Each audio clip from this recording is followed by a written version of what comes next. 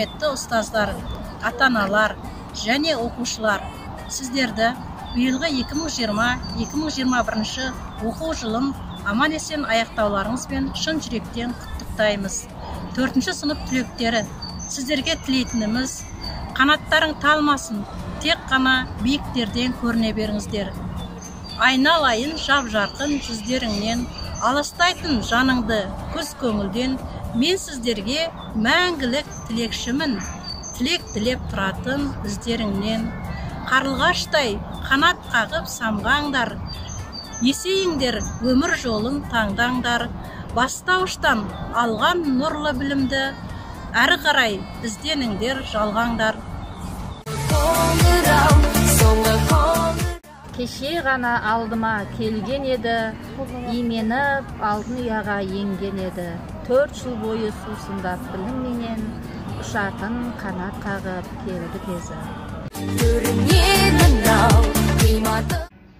Қоңырау сыңғырлы асыға, үн қосқан қиялдан асуға, білім ал еңбек ет жас ұлан, өрле сен биікші басына. Өлкеміздің айналыңдар ертеңіне, сенімдердің айналыңдар серпініне, ұстаздық ақ жүрекпен мен тілеймін, тек сәттілік шәкірттерім ертеңіңе. Болса да өзге жүрек, адамға адам тірек, шәкірттерім менің сіздерге айтар тілек.